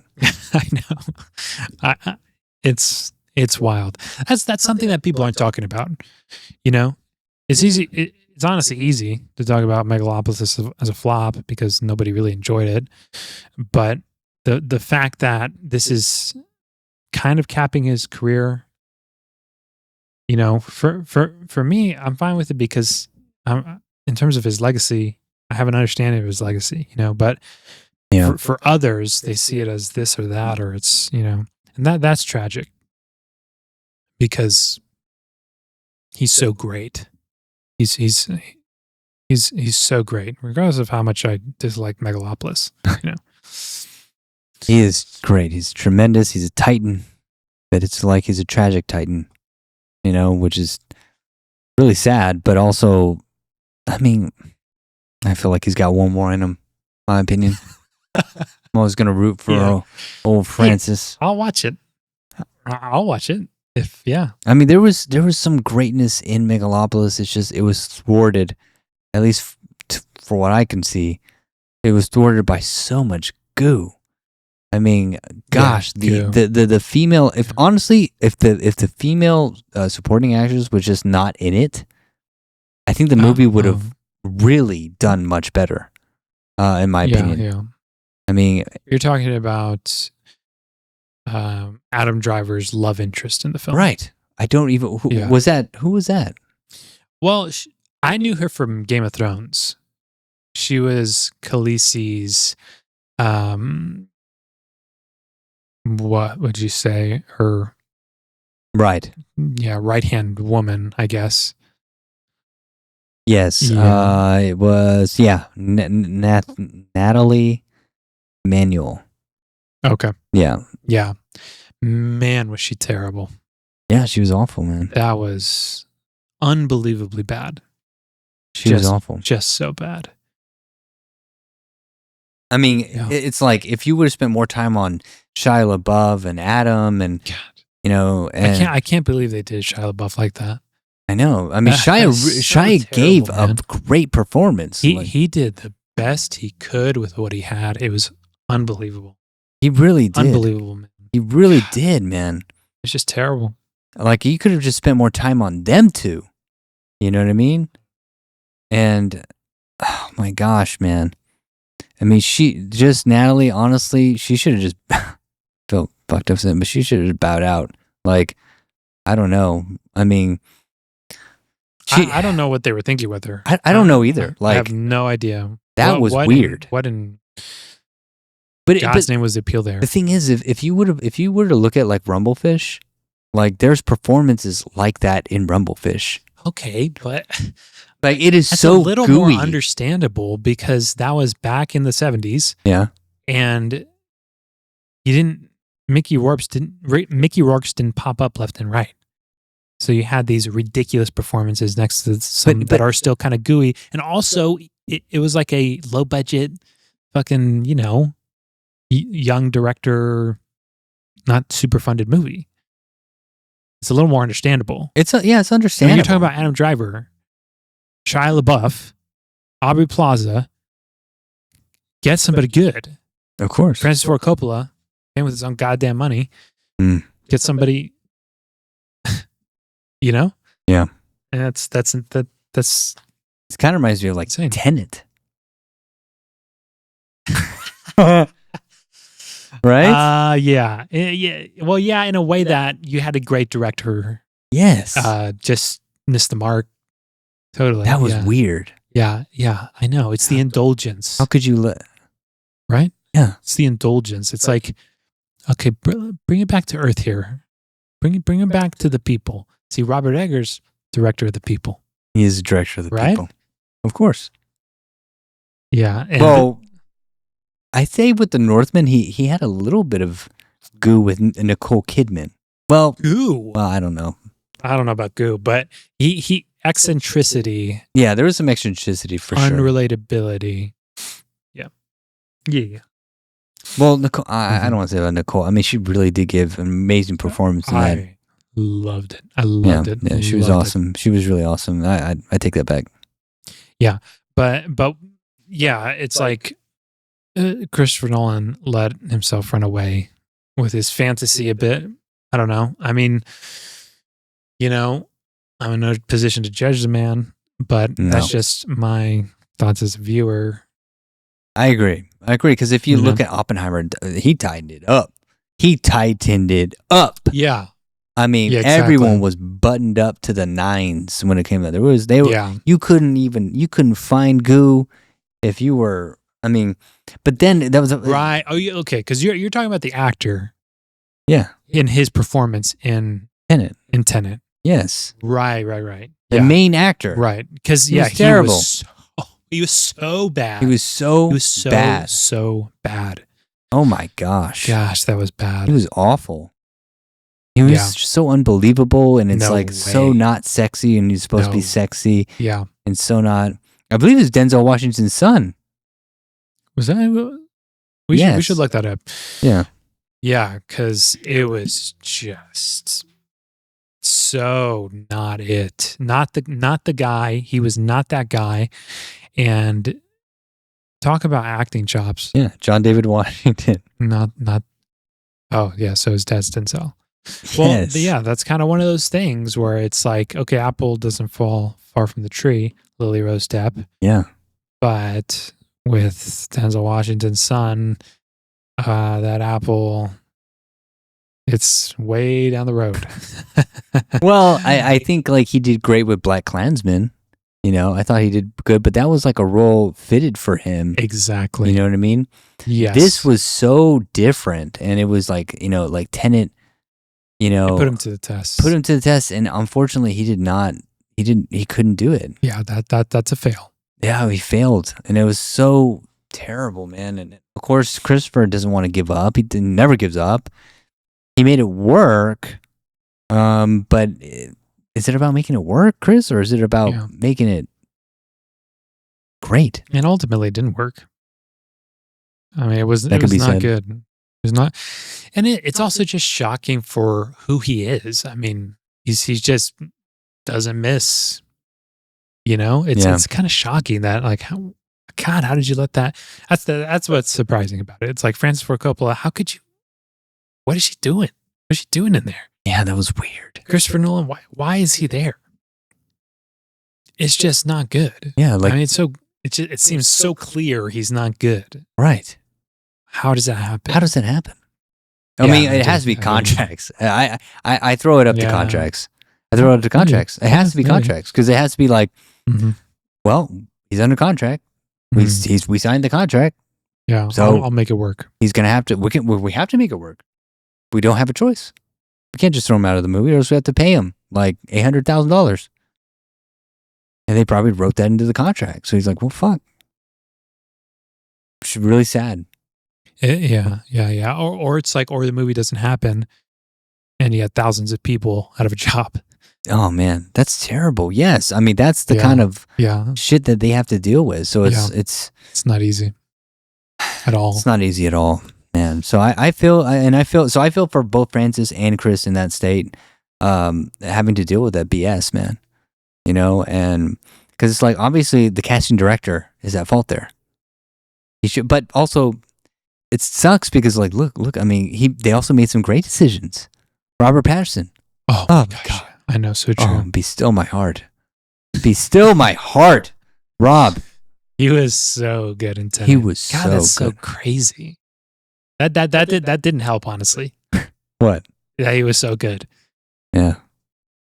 It was kind of like, hey, maybe tone it down a little bit. Because like, yeah, man. Because you just want to go on this side quest with Robert and have him take you by the hand and frolic in the field. Yes. And then you're like, oh, now I got to watch this guy. Yeah, now I got to watch this guy.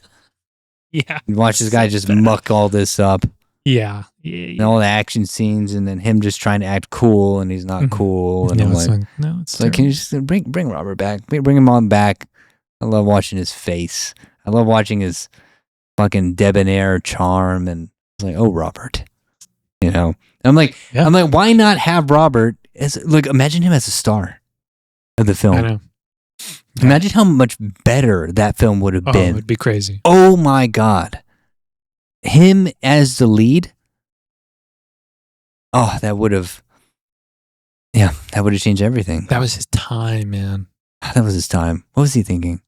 Yeah. Well, I would have just switched the two. That's what I would have done. Just like, yeah, you here. You can stay on the contract. Just you do that. It would have been better. Yeah, I would have. Yeah. What the hell? I know. God, he was bad. He was so bad. Yeah. But, okay, speaking of good, specifically good directors, give me your thoughts on... Oh, Christopher Nolan is good. I just need that one mistake. Yeah, no, I was saying speaking of good directors. Okay. Give me your thoughts on Alien Romulus. What is it? Fede Rodriguez, I believe, or Alvarez? Fede Alvarez? I believe so, yeah. Let me, I'll look him up. Yeah. I am in love with that film. I think that film was absolutely spectacular. And I think Fede Alvarez? Yes. Yeah. And I hope I'm pronouncing his name right. I believe it's Fede or something like that. I think it was spectacular. It was an amazing contribution. And man, that's why I want to do horror so much, because I'm like, I feel like you and I could really do horror. But I love the way they're doing horror. I love the way he did it. Because he's a horror director, right? Mm-hmm. But he brought the horror into mainstream modern movie making. Mm-hmm. But he brought this indie vibe to it, this indie horror filmmaking vibe. Yeah. He took the good from that and exponentiated it into a blockbuster. Yes. And Robert did the same with Nosferatu. Right. Yeah, absolutely. And so, exactly right. And I'm like, I love that formula because, one, I love horror films, and we both love horror films because we grew up with them with Mama. Mm-hmm. You know? She's the one that... Well, her favorite film, our mom's favorite film is Alien. And I'm like, dude, well, that's... It's pretty hardcore, actually. Yeah, hell yeah. Think about it. I love that. I love that for her. She's an incredible woman. You know, shout out to Mama. You know? And I want to say something about that movie too. Because I saw a new Alien was coming out, and that is not a sentence I had ever been happy to hear before Romulus, was that a new Alien was coming out. there's been so many Alien movies, and most of them, none of them as good as the original. Right. If you're a fan of Aliens, it's not as good as the original. Yeah. I do not care what you think, but there's been plenty of bad ones. Yeah. And so I saw what was coming out. I saw the trailer. I looked up the director. And in terms of a prediction, I don't think I've ever been more wrong about a film and a director ever. Because I saw his track record in terms of how many films. He'd only done a handful of films. And he was getting Alien. And so I was like, this is going to be one of the worst flops that's going to come out, because it's been done. It's been done already. People got in the Alien franchise, and then it's just flopped. Meanwhile, this guy's only done an Evil Dead remake and, a couple other films, just a handful of films. And so I went to see it as a backup to what were we watching? We were watching Mad Max 2, the sequel to Fury Road, the one with Furiosa?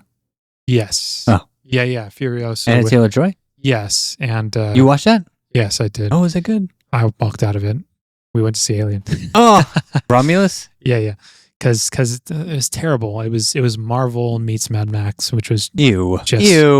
awful. It's just awful. So, nasty. Anyways, we went to see Romulus, and I had low expectations because I looked up who directed it. I saw the trailer. I saw there was a bunch of Zoomers, and I love the Alien franchise. And so I was like, okay, this is probably not going to be enjoyable. Mm-hmm. And I didn't think it'd do a good job. Yeah. And I was completely blown away. Mm. I was honestly, and I was reeling from the film because I loved it, but I was questioning its greatness in terms of relation to the first film. Mm. I thought, I sat there and I was like, I know I just watched this and I'm in love with what just happened, but is this as good or better than the first film? Oh my gosh. Which is crazy. Which is Blasphemy. crazy to think. Absolute Yeah. blasphemy. And I don't know. I mean, it's a great film. Well, But- the cool thing is that Ridley Scott himself was a producer, which I Yeah. love. So it absolutely has not only his blessing but his hard work in it. Yeah. And I think Which is how he needs to keep doing it, by the way. oh, let's not talk about Gladiator 2. But maybe for another day. but Yeah. What a mess. but Fede really, he actually talked about, or there was a roundtable with him and Ridley, and he was talking about how scared he was, rightfully so, because it's freaking Ridley Scott, to share. As soon as he got the first cut, he was like, I have to show it to Ridley. I have to. And so he got it, and he asked Ridley, can I show this to you? And Ridley was like, yeah, come on over. And so he went to his house. Oh, wow. It was just him crazy. and Ridley watching the film. Dang. And That's intense. he was scared out of his mind of what Ridley would say, Yeah. because it's Ridley Scott and Yeah. it's also his series and all that shit. And so, and I think at the end, the movie had ended. I'm sure there was an awkward silence. And then I think what he said was like, he patted him on his shoulder. He said, I think you've got something here. I think you've got something great. I have no notes. Dang. That's wild. And I was like, damn, wonderful. That's high praise. Because he was supposed to give him notes. That's the real, like Dang. Fede was expecting, because that's what is supposed to happen as when you show it to a producer like that. They're supposed to give you notes. Mhm. So he was not expecting a compliment. He was expecting, okay, so what do I have to do? That's what Fede said. Yeah, he was expecting. He wasn't expecting compliments. He was like, okay, this is a first iteration. Let's see what he has to say. I'm sure I have my own ideals. I'm going to stick to those. But at the same time, it's Ridley Scott. I'm going to hear him out. And so that's what was going on in his head, Mhm. And all Ridley did was just basically just tell him, you did a great job. I have no notes. Wow. And That's amazing. it's absolute high praise. He should be very, very proud of himself for that film. Oh, yeah. Another unique note, too, is that he actually shot the film chronologically. Oh, really? Yes. So wow. every scene was built on the next scene that was actually shot in the movie. Wow. That's awesome.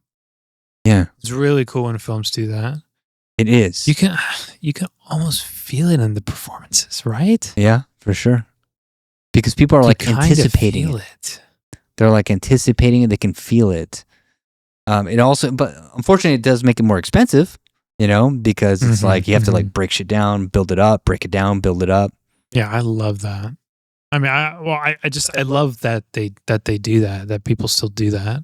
That's amazing. It's amazing. It's like when directors today stay on a scene as opposed to cutting and let the actors ruminate and develop and play. I love to see that. Yeah. It's so magical. It is magical, man. It is magical. I've been on a Mickey Rourke kick, honestly. Watching his film. That's why I watched Rumblefish, because I was like, I need me some more Mickey. Mm-hmm. Oh yeah, and The Wrestler's another film where they have long shots. Yeah. Yeah. They have long shots and let the actors act. It's unbelievable, man. Mm-hmm.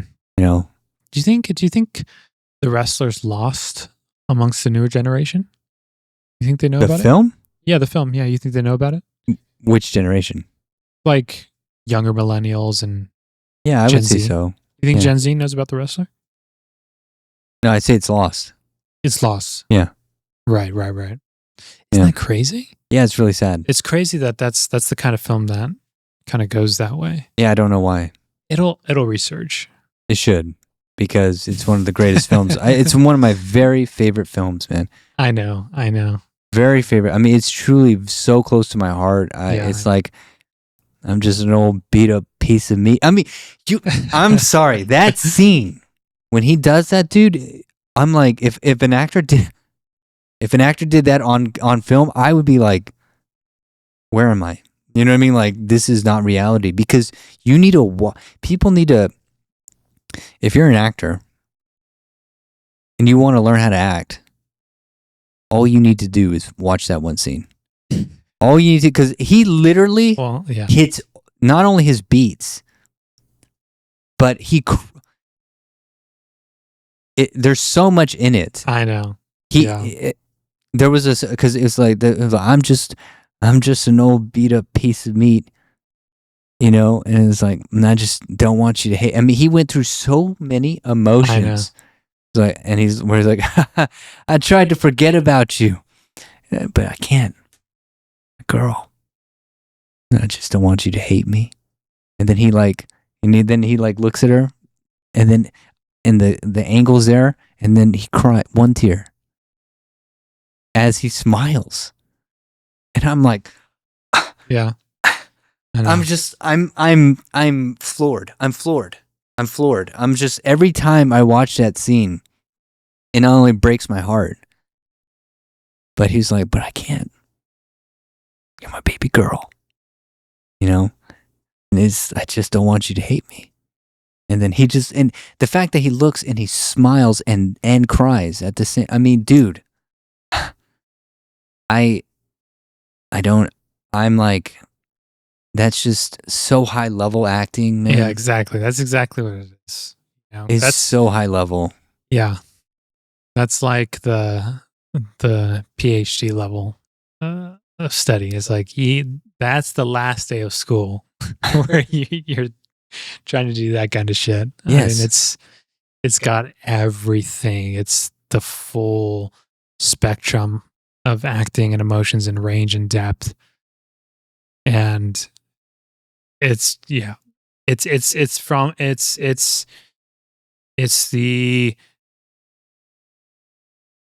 beautiful dish from a master. Absolute masterpiece. With everything in it, and so incredibly well composed. It was so beautiful. It always recaptures my heart with Mickey. It's like, man, one day we'll work with Mickey Rourke, you know? That's how I feel. And also I feel like I love that he had such a close relation with his brother, you know? Even in one of the scripts, in the Deepwater script, it's like, he's like, I want him to play a certain character, you know, I envision him in there. But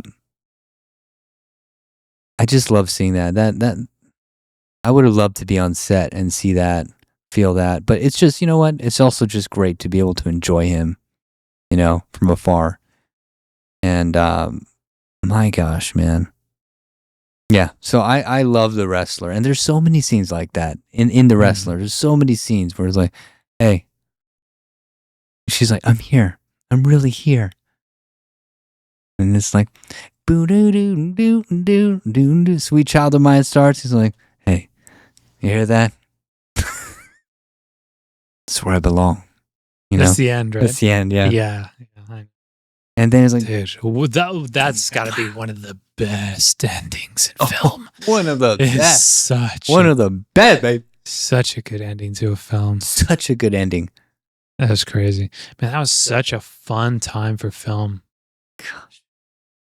That was when indie was kind of first starting, really. Yeah, but you know, I think now is a fun time for film, man. Now. I know. Now. Yeah, I'm so excited right now for film. Yeah. And even though, you know what's kind of crazy is like a lot of even with it, it's You know what really else? weird. I'll say it's about to be too. About to be, yes, but it's also weird because a lot of it, there's a massive contraction in Hollywood right now. Mm-hmm. If you go to like movie set memes and you go to movie film crew Facebook groups, Mm-hmm. people who've been in the industry for years, right now, what's happening is that there's been a massive consolidation of work and power. Right. Because of so many of the streaming services and so many layoffs. And so it's like, of course, the content isn't going to stop, but the doors have closed in many ways. Yeah. You know, and it closed on veterans too. You know, and which is kind of wild. And it's not, people are not doing well in that industry right now, unless you're doing well. But there's only pockets. But that does not mean that the movies are going to stop. It's just hyper consolidated right now. Mm-hmm. So it's pretty unfortunate. But it also offers opportunities like for us, people. That's what I'm saying. You know what I mean? Like, it's kind of like the industry is opening up to people like us. That's it. That's exactly what I'm saying, man. You know? Yep. Because we own. We own the filmmaking equipment, Mm-hmm. you know, and it's like just as good as the studios, and that's the first time in history, and that is like the first time in history. You know, you had people back in the day, and I've talked about it a little bit before, but you had people back in the day buy like old cameras from like the 40s, and like in the 70s they bought cameras from like 40s and 50s to, you know, compete with like the things that the studios were doing. In the 90s, they, you know, went with like people like Miramax and stuff like that to budget out something that's going to work for them, or like grassrooted it with something. But only now it's like we own what major studios are using.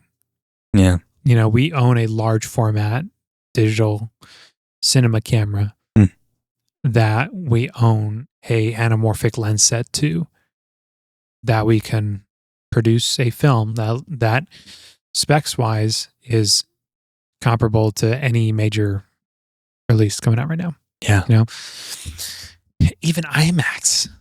And this is speaking also specifically to Blackmagic too, because they released a LF camera and what's essentially an IMAX, a 17K film camera. Yeah. And look, at the end of the day, this is gear and equipment, you know? But what it does is it bridges the artists who have the story to make these films. You know? It bridges that gap to where, because Netflix, they who's watching Netflix and Amazon Prime, they don't care. They don't care where it came from. They don't care what camera you're using or whatever. They care about the story and how it's told and what they feel.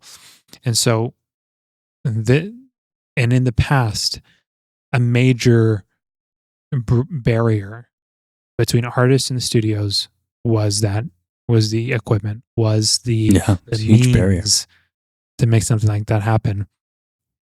That is now gone. Yeah. And we will be the benefactors of that bridge having collapsed. Absolutely.